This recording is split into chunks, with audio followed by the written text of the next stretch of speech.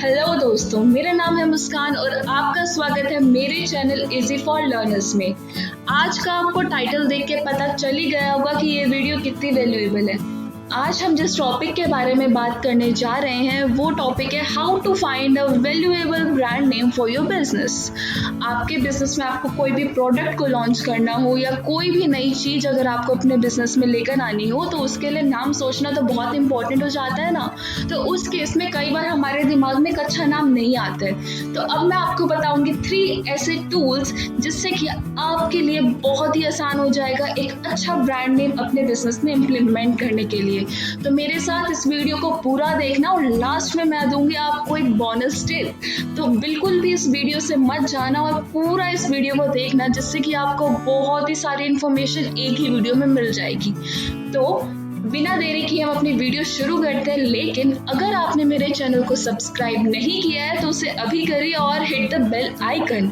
इसके साथ इस वीडियो को बहुत सारे लोगों के साथ शेयर करिए ताकि बहुत सारे लोग जो अपनी लाइफ में सक्सेसफुल होना चाहते हैं, बहुत सारे लोग जिनको इस वीडियो की ज़रूरत है, वो इस वीडियो से फ़ायदा उठाकर अपना एक अच्छा सा ब्रांड नेम चूज़ कर सके। And please don't forget to like the video. Thank you. तो चलिए अब शुरू करते हैं। फर्स्ट टूल है नेमलिक्स, NAMELIX। इसको मैं हाईलाइट कर देती हूँ। namelix.com ये हमारी वेबसाइट है। तो इस वेबसाइट पे आपको जाना है और यहाँ पर आप अपना ब्रांड नेम को जनरेट कर सकते हो। अब मान लीजिए अगर मैं एग्जांपल लूँ, अगर आपका शूज़ का बिजनेस है और आप एक नया शूज़ ब्रांड बनाने की सोच रहे हो तो उस केस में आपको लिखना पड़ेगा कीवर्ड में शूज़। जो भी आपका बिजनेस हो, जिस भी चीज़ का हो, उसका जो कीवर्ड है, कीवर्ड मतलब कि मेन वर्ड जो आपका ब्रांड है उसको हम यहाँ पे लिख देंगे। और जैसे कि आप देख रहे हैं मैंने शूज़ लिखा। जैसे मैं इसे जनरेट करती हूँ फिर ये मुझसे पूछता है कि कितनी लेंथ होनी चाहिए वर्ड की। तो सबसे शॉर्ट नेम ही बेटर रहता है ताकि वो लोगों को अच्छे से याद हो जाए और वो बोलने में भी ईजी हो। तो शॉर्ट नेम में 3 to 6 लेटर्स हैं और इसको मैं टिक करके जनरेट करती हूँ। अब जैसे कि आप देख सकते हैं, अब जैसे ये बहुत सारे जो वर्ड्स हैं हमारे पास आ गए हैं। अब जैसे ज़ेनवियर, कैवावियर, फ्लेक्सवियर, स्वीटरी, अगर मैं बात करूँ शूज़ेस्को या US शूज़, टिकेज़ो, इसके अलावा SS shoes, S tools, एंकली, F tools, इस तरीके से बहुत सारे जो वर्ड हैं जो आपको सजेशन है शूज़ के ब्रांड नेम से रिलेटेड वो आपको यहाँ पे शो हो जाता है। मैं आपको थोड़ा नीचे करके दिखा देती हूँ, बहुत लंबी लिस्ट है। जैसे कि आप देख सकते हैं शूइज़म, और इसके अलावा मैं बात करूँ तो वियरी, सॉल्स, जैकर, स्वेलरी, स्विंग्स। कई वर्ड्स थोड़े टिपिकल हैं, कई वर्ड्स काफ़ी अच्छे हैं। अब उसमें से आपको डिसाइड करना है कि आपको अपने जो बिज़नेस के लिए है कौन सा वर्ड सबसे सूटेबल रहता है। इस तरीके से आप इस वेबसाइट को चेकआउट कर सकते हैं। इसके अलावा जो मैं आपको सेकंड वेबसाइट दिखाऊंगी वो है हमारी oberlo.com, OBERLO.com। मैं इन सभी वेबसाइट्स का जो लिंक है वो डिस्क्रिप्शन बॉक्स में दे दूंगी, तो आप वहाँ पर जाके चेकआउट कर लेना। अब यहाँ पर भी मैं शूज़ ही लेती हूँ। देखो मैंने यहाँ पे शूज़ लिया और जनरेट नेम मैं अगर करूँ तो यहाँ पर बहुत सारे जो शूज़ से रिलेटेड नाम है वो आपके सामने आ जाएंगे, जैसे Eternal shoes, Simplex, Mat shoes, अगर मैं बात करूँ ट्राइब शूज़, अगर मैं बात करूँ स्ट्रेटेजिक। ये थोड़े अजीब से नाम है, कई लोगों को पसंद आ भी सकते हैं, कई लोगों को पसंद नहीं भी आ सकते, डिपेंड आपको किस टाइप का नाम रखना है। अब इसमें दूसरा पेज जैसे ग्रेस शूज़ है, ये अच्छा नाम है। अगर मैं सेकेंड पेज पे भी यहाँ पे जा सकती हूँ तो यहाँ पे इनबाउंड हो गया, प्रोमिनेंट हो गया, एक्वा हो गया। तो ये सारे जो नाम हैं इसने आपको सजेस्ट कर दिए आपके शूज़ के बिजनेस के लिए। और दोस्तों ओवरलो बहुत ही ज़्यादा फेमस वेबसाइट है। नेक्स्ट वेबसाइट की अगर मैं बात करूँ तो वो है Shopify.com पर आपको जाना पड़ेगा। ये आप हाईलाइट करा हुआ देख सकते हैं Shopify.com। अब यहाँ पर जो है आपको क्या करना है, सबसे पहले थोड़ा नीचे आएंगे। अब यहाँ पर एंटर क्वेरी पे अगर आपको शूज़ ही दोबारा लिखना हो, जनरेट नेम्स, तो यहाँ पर जो है आपको बहुत सारे शूज़ के सजेशन मिल चुके हैं। स्किल शूज़, स्वैप शूज़ या रेड डॉग या फिर ऑन द गो या टॉप नॉच वगैरह। अगर आपको इसको थोड़ा देखना है तो यहाँ पर आपको प्रॉपर ये कहता है कि अपना ईमेल पासवर्ड वगैरह सेट करो, तो ये आगे उसकी और भी ज़्यादा इन्फॉर्मेशन दे देगा। तो इस केस में आप ये करके देख लेना। और अगर मैं बात करूँ एक अलग वेबसाइट की, वो है हमारी brainstormer.com।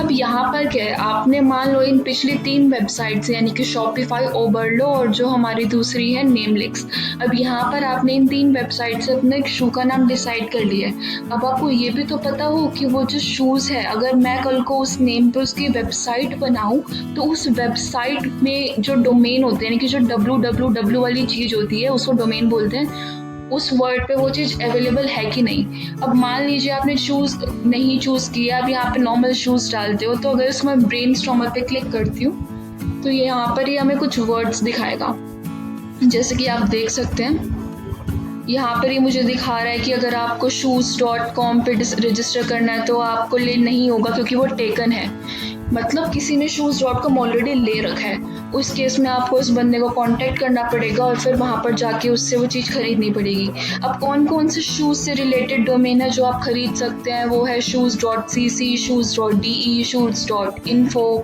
इसके अलावा अगर मैं नीचे आऊँ तो अगर आप SHOESS कर देते हैं .com लगाएंगे तो फिर वहाँ पे जो है आपको रजिस्टर करने को मिल जाएगा, जैसा कि आप ये देख सकते हैं।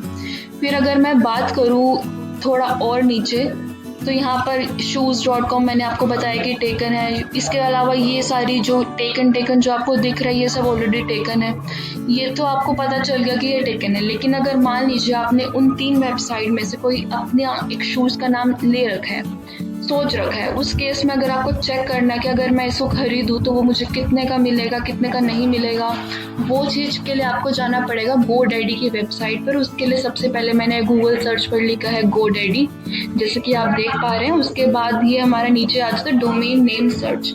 इस पर मैं अगर क्लिक करूँ, अगर मान लीजिए मैं यहाँ पे लिखती हूँ shoes.com, मुझे shoes.com के नाम से वेबसाइट बनानी है। अब यहाँ पे आप शूज़ की जगह अपना जो आपने चूज़ किया है ब्रांड नेम उसको लिख सकते हैं, और उसके बाद आप अपना .com का चाहिए, .in का चाहिए, उसके बाद लिख सकते हैं। फिर मैंने यहाँ पे सर्च का दबा दिया है। अब जैसा कि आप देख पा रहे हैं shoes.blog करके एक है, उसकी कीमत तो बहुत ही ज़्यादा है। shoes.cafe की इतनी ज़्यादा है, तो यहाँ पर बहुत महंगे जो है shoes.digital, shoes.space, यहाँ पर ये बहुत ज़्यादा महंगे जो है हमें दिखा रहा है कि अगर आपको ये चीज़ खरीदनी है तो ये कितनी महंगी पड़ सकती है। लेकिन यही आपको दिखा रहा है shoes.gen.in खरीदते वो 359 का है। वैसे अगर मैं आपको बताऊँ, अगर कोई भी ब्रांड नेम बहुत ज़्यादा फेमस नहीं है तो वो आपको 400 से 500 रुपये में मिल जाता है। अगर मैं आपको सर्च करके दिखाऊँ फुटवियर, अब यहाँ पर ये जो है वो फुटवियर पे ये सर्च करेगा, जैसे कि मैं थोड़ा ऊपर लेके जाऊँ। अब यहाँ पे 596 में आपको footwear.city मिल रहा है। अब आप कहेंगे कि यार हमें ये थोड़ी ना चाहिए, तो आप ये भी तो सोचिए, अब अपना ब्रांड नेम में तो कुछ और करेंगे, फुटवेयर करके थोड़ी ना ब्रांड नेम लेकर आएंगे, कोई ब्रांड का नाम होगा पर्टिकुलरली।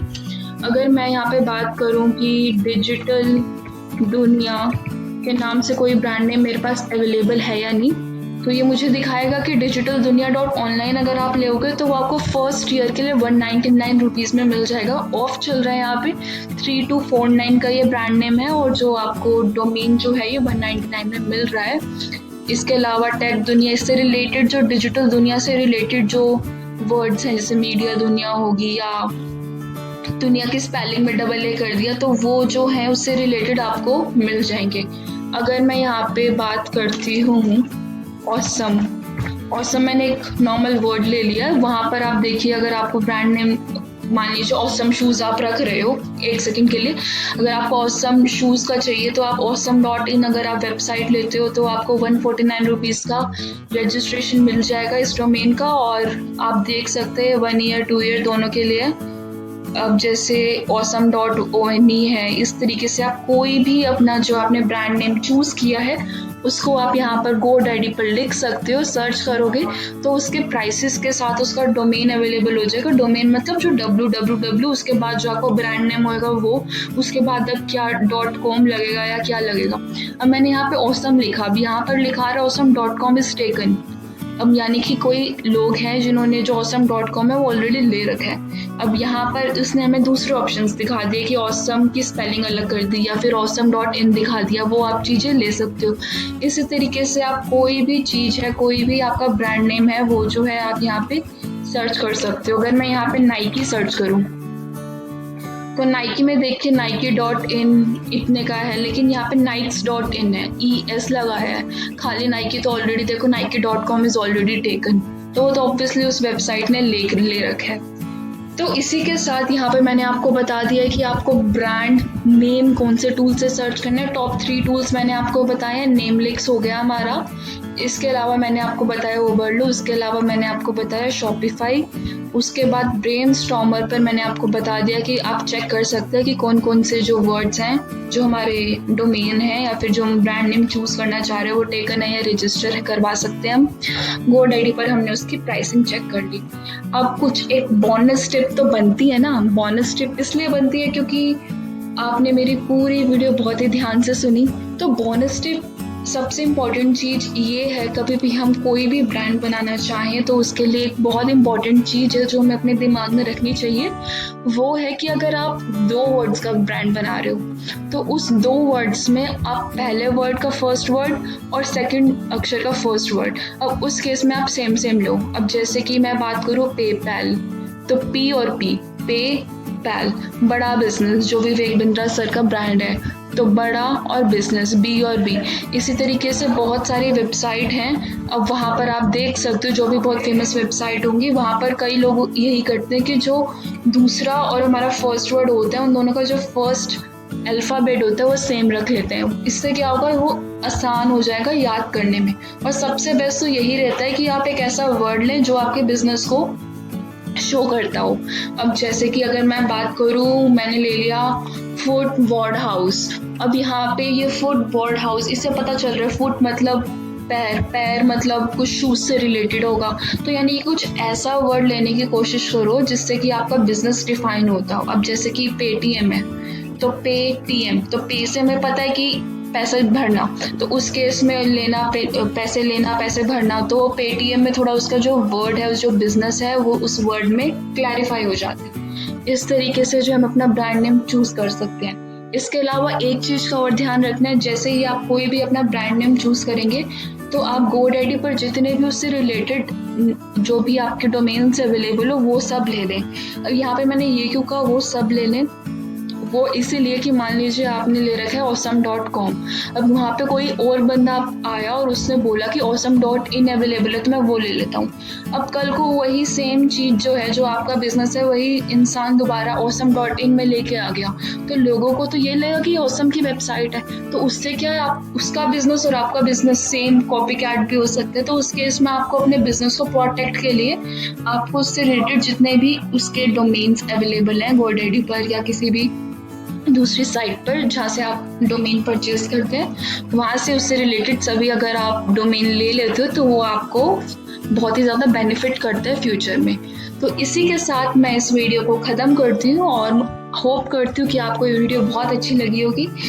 आशा है आप ये जो वीडियो है अपने दोस्तों के साथ, अपने रिलेटिव्स के साथ, अपनी फैमिली के साथ, सबके साथ शेयर करेंगे और उन नए एंटरप्रेन्योर्स को अपने लाइफ में सक्सेसफुल होने में ज़रूर मदद करेंगे। Thank you so much. Hit the bell icon after subscribing my channel and thank you so much.